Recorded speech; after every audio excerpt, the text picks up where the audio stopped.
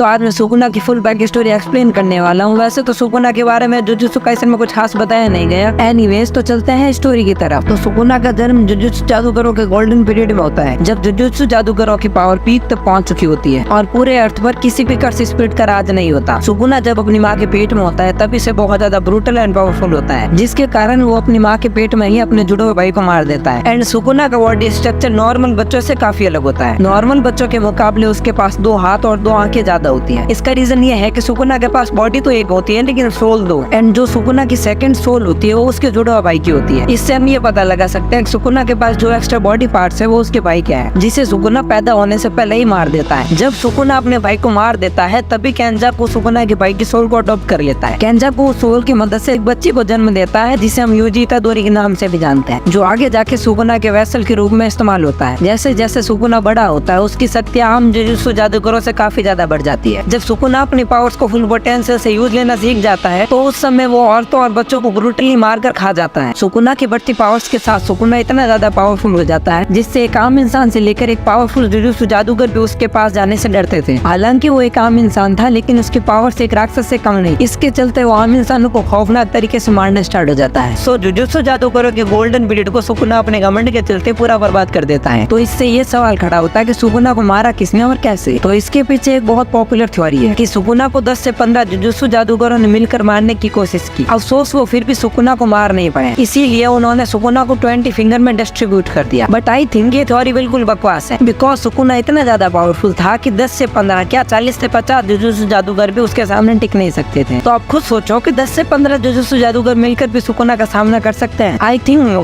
Because वो कितना ज्यादा पावरफुल वो आपको भी पता है और मेरे को भी। तो सबसे बड़ा सवाल ये है कि सुकुना मरा कैसे। तो एक और थ्योरी है जो कि मेरे हिसाब से 80% तक सही हो सकती है। शायद सुकुना को पता था कि इंसान की लाइफ एक पर्टिकुलर टाइम तक होती है, चाहे वो कितना भी पावरफुल हो उसे मरना ही होगा। तो इसी वजह से सुकुना ने खुद ही अपनी डेथ की प्लानिंग की और एक कर्स स्पिरिट बन गया। लेकिन फिर भी अभी तक गेगे ने सुकुना की डेथ की कोई सही वजह नहीं बताई है। और कमेंट करके जाना अगली बैक स्टोरी किसके बारे में बताऊं।